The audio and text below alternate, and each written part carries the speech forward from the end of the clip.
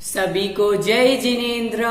पंडित दौलत राम जी द्वारा रचित श्री छैडाला जी ग्रंथ का स्वाध्याय हम सभी मिलकर के कर रहे हैं, जिसमें अभी तक हमने तृतीय ढाल के 13 छंदों को पढ़ लिया है। आइए आज हम उसके आगे स्वाध्याय करेंगे। वर्णन चल रहा था सम्यक दर्शन के 25 दोष का और अष्ट अंगों का। तो अष्ट अंगों के स्वरूप को तो समझ लिया। आज हम सम्यक दर्शन के जो 25 दोष हैं उसमें से 8 मद और 6 अनायतन और 3 मूर्ता के स्वरूप को जानेंगे कि 8 मद कौन कौन से होते हैं और 6 अनायतन और 3 मूर्ताएं कौन कौन सी होती हैं। तो हमने पूर्व में 13वें छंद के 2 पंक्तियां पढ़ ली थी। अब आज 13वें छंद की 2 पंक्तियां और 14वां छंद पूरा पढ़ेंगे। आइए, अभी तक आपने चैनल को सब्सक्राइब नहीं किया है तो सब्सक्राइब कर लीजिए, वीडियो को लाइक जरूर कीजिए और सभी को ये लिंक भेजिए और स्वाध्याय से जोड़िए। आइए मंगलाचरण करते हैं। 3 भुवन में सार वीति राघवे ज्ञानिता सेव स्वरूप शिविकार नमो त्रयोग समारिकै। बोलो पंच परमेशी भगवान की जय।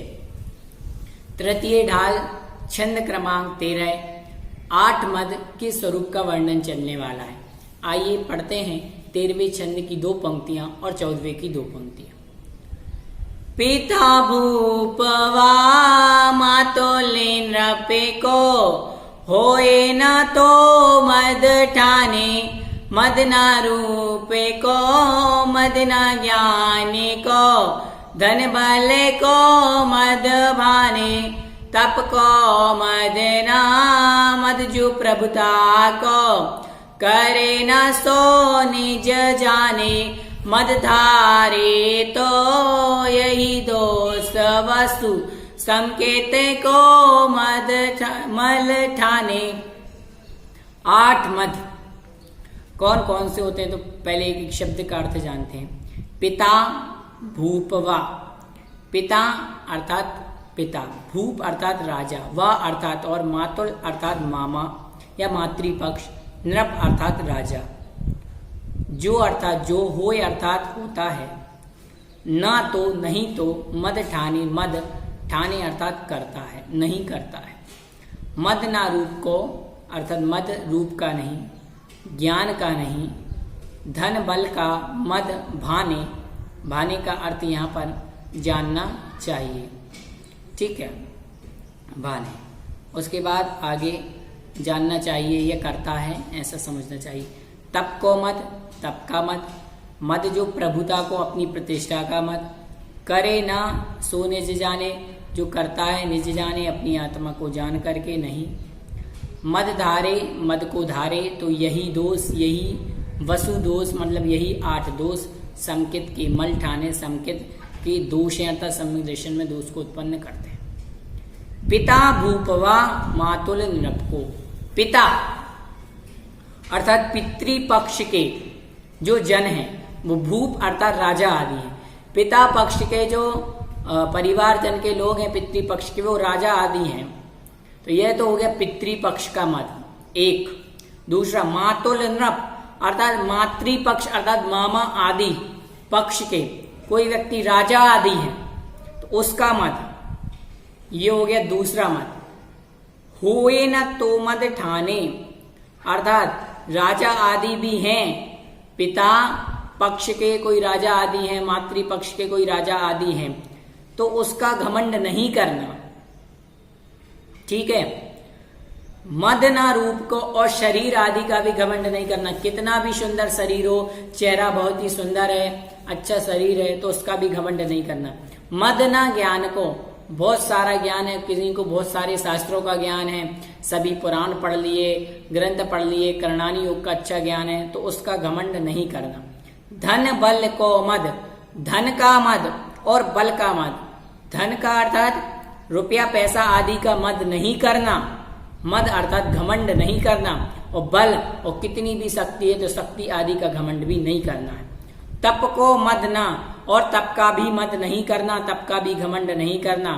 और मद न प्रभुता को, किसी के पास ऐश्वर्य है, बड़प्पन आदि है तो उसका भी घमंड नहीं करना। और सो निज जाने, अर्थात वह अपनी आत्मा को पहचानता है। जो इन 8 घमंड को नहीं करता है, पितृपक्ष का घमंड नहीं करता है, मातुल पक्ष का घमंड नहीं करता है, अपने शरीर आदि रूप का घमंड नहीं करता है, ज्ञान का घमंड नहीं करता है, धन का घमंड नहीं करता है, बल का घमंड नहीं करता है, तप का घमंड नहीं करता है, प्रतिष्ठा आदि का घमंड नहीं करता है, वह ही अपनी आत्मा को पहचानता है। मद धारे तो यही दोष वसु, यदि ये उक्त प्रकार के 8 मद दोष होकर के समकित कोमल ठाने सम्यक दर्शन में दोष उत्पन्न करते हैं। ये जो 8 प्रकार के मद कहे गए हैं, ये सम्यक दर्शन में क्या करते हैं, दोष लगाते हैं। इसलिए इन 8 प्रकार के मदों को नहीं करना चाहिए। समझ गए कि हमें इन 8 प्रकार के मदों को नहीं करना चाहिए। कितने मद हो गए, गिनते। सबसे पहला पितृपक्ष का मद, फिर मातुल पक्ष का मद, फिर शरीर का यानी रूप का घमंड, फिर उसके पश्चात ज्ञान का घमंड 4, 5वां धन का घमंड, 6वां बल का घमंड, और फिर तप का घमंड 7, और प्रभुता अर्थात प्रतिष्ठा आदि का घमंड। 8 प्रकार के घमंड को नहीं करना चाहिए। इस प्रकार से 8 प्रकार के घमंड कहे गए। अब आगे, ये तो 8 प्रकार के मत की घमंड की बात हुई, ठीक है। अब 6 अनायतन और 3 मूर्ताएं कौन कौन सी, उसे भी एक बार जान लेते हैं। छंद क्रमांक 14 के अंत की 2 पंक्तियां। कुगुरु कुदेव कुब्रस सेवक की, नहीं प्रशंस ओचरे है, जिन मुनि जिन श्रुत विन को गोरादिक, तिने न नमन करे है। क्या कह रहे हैं, कुगुरु, कुदेव, कुब्रस अर्थात कुधर्म, सेवक और इनके सेवक की नहीं प्रशंसा उचरे है, अर्थात नहीं प्रशंसा करते हैं। 6 अनायतन की चर्चा चल रही है। 6 अनायतन कौन कौन से होते हैं। सबसे पहला जो सम्यक दृष्टि जीव होगा वो उन 6 अनायतनों को नहीं करेगा। कुदेव, कुदेव को नहीं मानेगा, जो खोटे देव होते हैं, हमने समझ लिया था, जो स्त्री आदि चिन्ह से पहचाने जाते हैं, गदा आदि चिन्ह रखते हैं, ऐसे खोटे देव को नहीं मानेगा। कुधर्म और खोटा धर्म जिसमें हिंसा आदि का वर्णन है, जो हिंसा की ओर प्रेरित करते हैं, परिग्रह आदि रखने का गान करते हैं, ऐसे धर्म की सेवा मतलब धर्म को नहीं मानेगा। 2 कुधर्म। कुगुरु और कुगुरु, और कुगुरु जो खोटे गुरु होते हैं, कुलिंग को धारण करते हैं, ठीक है, परिग्रह आदि रखते हैं, शिष्टाचारी होते हैं, ऐसे कुगुरु की सेवा नहीं करेगा। कुदेव, कुगुरु और कुधर्म, इन तीनों की सेवा नहीं करना। सम्यक दृष्टि जीव, ये 6 अनायतन होते हैं। कुगुरु, कुधर्म और कुगुरु, कुधर्म और कुदेव, ये 3 और 3 इनके सेवक जो इनकी प्रशंसा करने वाले हैं, 3 इनके सेवक, उन सेवकों की भी प्रशंसा नहीं करेगा। 6 हो गए। 3 कुदेव, कुधर्म, कुगुरु और 3 इनको मानने वाले। 6 इनकी, पहले तो वो इनको मानेगा भी नहीं सम्यक दृष्टि जीव, और फिर इनकी प्रशंसा भी नहीं करेगा।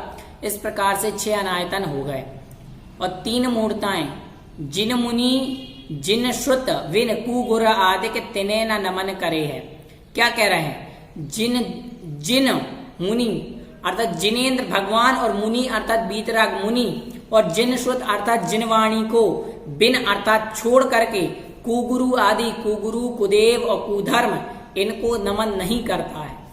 इनको नमन नहीं करने का नाम क्या है, 3 मूर्ता से रहित पना है। 3 मूर्ता कौन कौन सी होती हैं बताओ। देव मूर्ता, गुरु मूर्ता और कुशास्त्र अर्थात खोटे शास्त्रों को मानना। इस प्रकार की मूर्ताएं वो नहीं करेगा। समझ गए। सम्यक दृष्टि जीव की चर्चा चल रही है। ये सम्यक दृष्टि जीव 8 मदों का त्याग करेगा। किसी भी प्रकार का ज्ञान का, रूप का, शरीर का, धन, बल, तप, ऐश्वर्य आदि का घमंड नहीं करेगा। उसके पश्चात 6 अनायतन का भी वह त्याग कर देगा। कुगुरु, कुदेव, कुशास्त्र आदि की न सेवा करेगा और उनके मानने वालों को भी वो नहीं पूजेगा। और 3 मूर्ताओं से रहित रहेगा। इस प्रकार सम्यक दृष्टि के बारे में यहाँ पर चर्चा की। ठीक है, अब आगे और सम्यक दृष्टि के बारे में और उसके बारे में बताएंगे।